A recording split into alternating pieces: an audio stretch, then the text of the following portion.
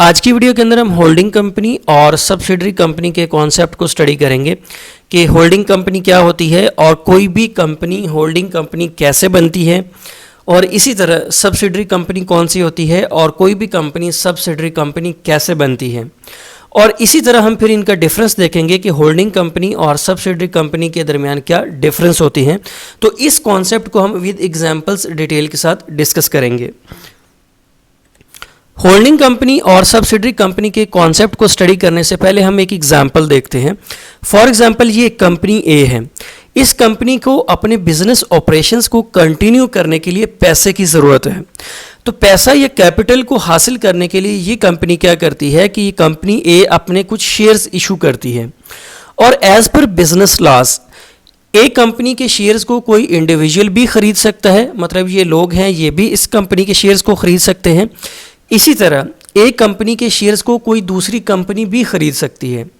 और for example ये company ए थी और ये कंपनी बी है, और कंपनी बी वो कंपनी है जो कंपनी ए के 50% से ज़्यादा शेयर्स को खरीद लेती है।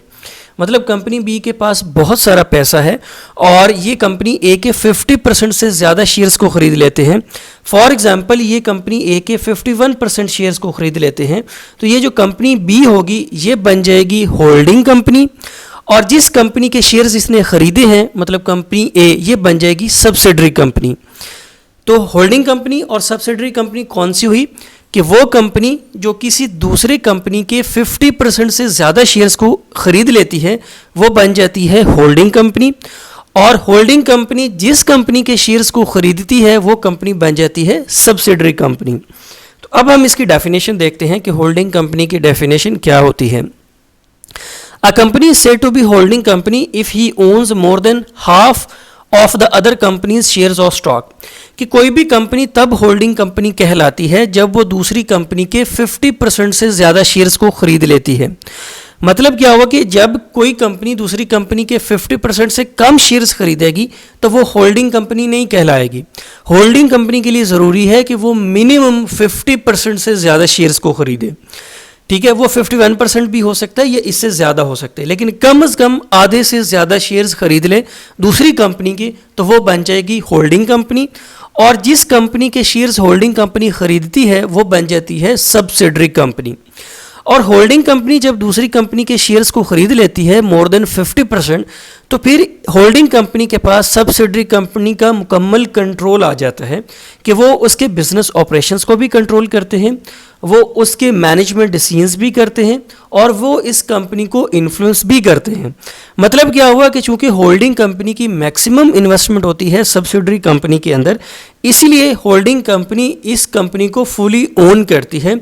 इसके बिजनेस डिसीजंस भी होल्डिंग कंपनी करती है, और इसके जो ऑपरेशंस हैं उनको भी होल्डिंग कंपनी मैनेज करती है और इसको इन्फ्लुएंस भी करती है। और होल्डिंग कंपनी जो होती है ना, होल्डिंग कंपनी को पेरेंट या अम्ब्रेला कंपनी का भी नाम देते हैं, क्योंकि होल्डिंग कंपनी सब्सिडरी कंपनी को ओन करती है या कंट्रोल करती है, इसी वजह से इसे पेरेंट या अम्ब्रेला कंपनी का भी नाम देते हैं। अच्छा, अब एक और सिनेरियो देखते हैं कि फॉर एग्जांपल ये कंपनी थी कि इस कंपनी ने अपने शेयर्स ही इशू नहीं किए। तो जब कोई कंपनी अपने शेयर्स इशू नहीं करती तो फिर कोई कंपनी होल्डिंग कैसे बनती है और सब्सिडरी कैसे बनती है। कि अगर कोई कंपनी अपने शेयर्स इशू ना करे लेकिन वो अगर अपनी वोटिंग पावर को मोर देन 50% अपनी वोटिंग पावर किसी दूसरी कंपनी को दे दे तो वो कंपनी बन जाती है होल्डिंग कंपनी, और दूसरी कंपनी कहलाती है सब्सिडरी कंपनी। ये तो होल्डिंग कंपनी थी जिसने इस कंपनी के 51% शेयर्स को खरीद लिया। अब ये ऐसा भी हो सकता है कि ये होल्डिंग कंपनी के पास खुद से इतना पैसा था कि इसने इस कंपनी के 51% शेयर्स को खरीद लिया। लेकिन इसका एक और सिनेरियो भी हो सकता है कि इस होल्डिंग कंपनी के साथ ऑलरेडी एक सब्सिडरी कंपनी काम कर रही थी।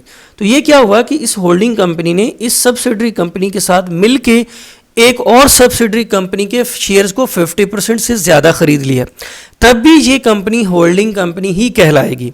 मतलब क्या हुआ कि इस कंपनी ने इसके 51% शेयर्स को ख़रीदा, तो हो सकता है कि उसके अंदर 26% इस होल्डिंग कंपनी का शेयर हो और 26% ऑलरेडी जो सब्सिडरी कंपनी काम कर रही है उसका शेयर हो।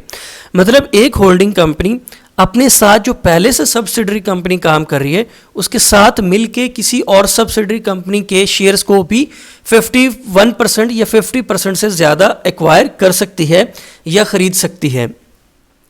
अच्छा, जब होल्डिंग कंपनी के पास वोटिंग पावर आ जाती है तो वो क्या करते हैं, या उनके पास डिसीजन मेकिंग पावर आ जाती है, या वो मैनेजमेंट डिसीजंस कर सकते हैं, या कंपनी के ऑपरेशंस को कंट्रोल कर सकते हैं, या कंपनी को इन्फ्लुएंस कर सकते हैं।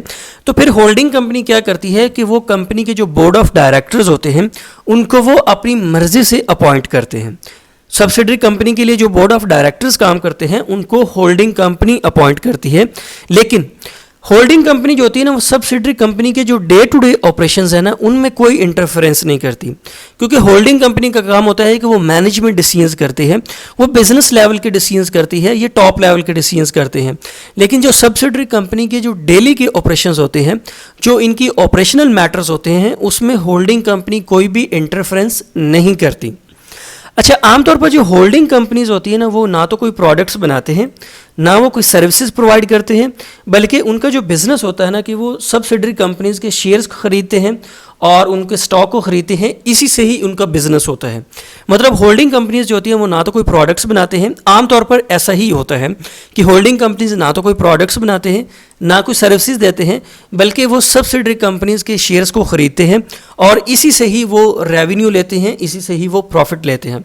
आई होप कि आपको होल्डिंग कंपनी और सब्सिडरी कंपनी का कॉन्सेप्ट समझ में आ गया होगा। Thank you very much.